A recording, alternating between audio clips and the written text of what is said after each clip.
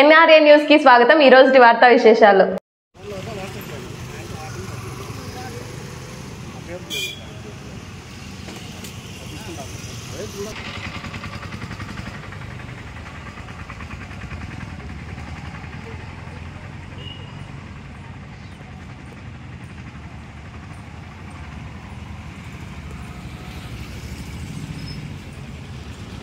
రెడ్డిపల్లి దగ్గర ఉండే బెటాలియన్లో విధులు నిర్వహిస్తున్నారు. ఆయన మీద మేము ఎస్పీ గారికి కంప్లైంట్ చేసి 4 నెలలైంది. ఎఫ్ఐఆర్ అయితే చేసినారు, కానీ తర్వాత కేసు అయితే ముందుకు తీసుకెళ్ళలేదు. అక్కడ రాప్తాడు డిఎస్పీ గారు కూడా నిర్లక్ష్యం వహిస్తున్నారు. నాకు న్యాయం జరగడం లేదు. నేను గిరిజన మహిళను.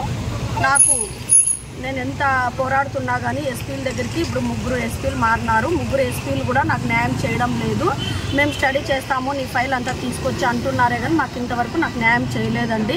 అతను ఈ మధ్యనే మళ్ళీ ఇంటి దగ్గరికి వచ్చి నన్ను నానా రచ్చ చేసి మా ఇంటి దగ్గర నన్ను కొట్టి పెద్ద కొడవలు తీసుకొని వచ్చినాడు. నాకు చంపుతాను, నువ్వు కేసు వెనక్కి తీసుకొని పోతే ఎరికిల దానా మిమ్మల్ని ఊరు బయట పెట్టాలా, మేము ఊర్లో తెచ్చుకున్నందుకు మాకేం గౌరవిస్తున్నారు మీ ఎరికిలోళ్ళు అని చెప్పి కులం పేరు పెట్టి నా నాన్న అవమానిస్తున్నాడు నన్ను ఘోరంగాను. నా భర్త అనేదానికి నా దగ్గర పెళ్లి చేసుకున్న హెడ్డింగ్ కార్డు ఉంది. నాకు ఒక కొడుకున్నాడు. 14 సంవత్సరాలు నేను కాపురం చేసినాను. ఇళ్లలో కాపురం చేసిన ఏరియాలన్నీ కూడా నాకు చెప్తారు సార్.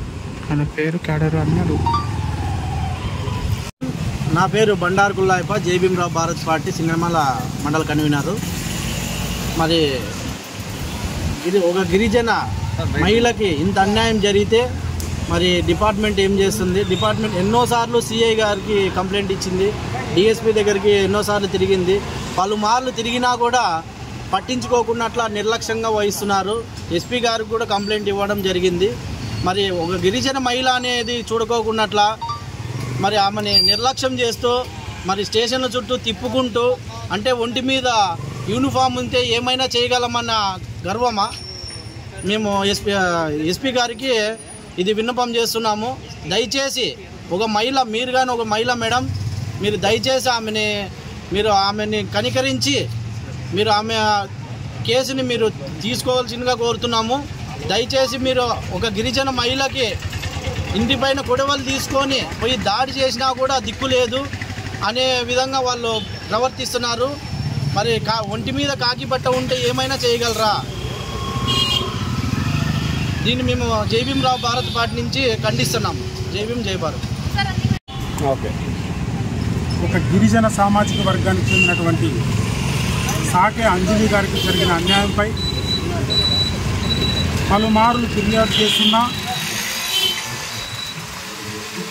సాటి ఉద్యోగస్తుడు అవ్వడం వల్ల పోలీస్ డిపార్ట్మెంట్లో పనిచేస్తున్నటువంటి ARSI బూర్గల చంద్రశేఖర్ గారిని పోలీస్ అధికారులే కాపాడే ప్రయత్నాలు చేస్తున్నారు. తనకు జరిగిన అన్యాయం పైన సెక్షన్ 376 యాక్ట్ ఆల్టర్ చేసినప్పటికీ అరెస్టు చేయకుండా ముద్దాయి బెయిలబుల్ సెక్షన్లపై హైకోర్టులో అరెస్టు చేయకూడదని ఆదేశాలు తెచ్చుకుంటే కేవలం 376 మీద కూడా అరెస్టు చేయకూడదని చెప్పి హైకోర్టు ఉత్తర్వులు ఇచ్చిందని చెప్పి పోలీస్ అధికారులు కల్లిబొల్లి మాటలు చెప్తున్నారు. కాబట్టి మేము చెప్పేది ఒక్కటే, ఒక గిరిజన మహిళ అవడం వల్లనే ఈరోజు అనంతపురం జిల్లాలో ఈమెకు న్యాయం జరగలేదని చెప్పి మేము భావిస్తున్నాం. ఇప్పటికీ 2 ఎస్పీలు మారినారు.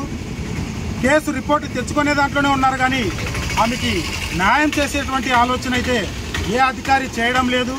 దీనిపైన ఇదే విధంగా పోలీసుల తీరు మారకుండా, ఆమెకు న్యాయం చేయకుండా కాలయాపన చేస్తే వీరి యొక్క నిర్లక్ష్యంపై, వీరు చేస్తున్నటువంటి అన్యాయంపై రాష్ట్ర ఆంధ్రప్రదేశ్ షెడ్యూల్ తెగుల కమిషన్ వారి దృష్టికి తీసుకెళ్లి బాధ్యులైనటువంటి అధికారులపైన మరియు ఈమెకు అన్యాయం చేసినటువంటి ముద్దాయి పైన చట్టపరమైన చర్యలు తీసుకునేంత వరకు మేము రాష్ట్ర వ్యాప్తంగా ఉద్యమాలు చేయడానికైనా వెనకాడబోమని తెలియజేస్తున్నాం.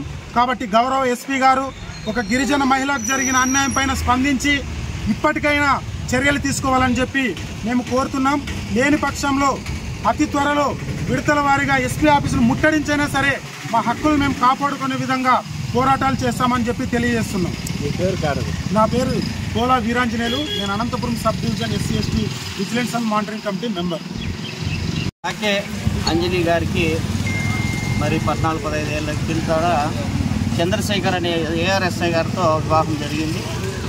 మరి ఆయన వదిలిపెట్టడం కూడా జరిగింది. దాని మీద ఈమె కేసులు కూడా పెట్టడం జరిగింది. ఈ కేసులన్నీ కూడా తక్షణం మరి విచారణ చేసి ఆ ముద్దాయికి శిక్ష పడేటట్లా చేసి గిరిజన మహిళ అయిన అక్కగారికి న్యాయం చేయాలని SC/ST విజిలెన్స్ మానిటరింగ్ కమిటీ జిల్లా కమిటీ సభ్యుడిగా నేను డిమాండ్ చేస్తున్నా. దీని మీద వెంటనే తక్షణం న్యాయం చేయకపోతే విడతల వారీగా మరి SP ఆఫీస్ ముందు ధర్నా కార్యక్రమం కూడా చేయడం జరుగుతుంది. గిరిజనులంటే ఈ జిల్లాలో చిన్న చూపు అయింది. వీటి మీద తక్షణమే మరి చర్యలు తీసుకొని ఆమెకి న్యాయం చేయాలని డిమాండ్ చేస్తున్నాం.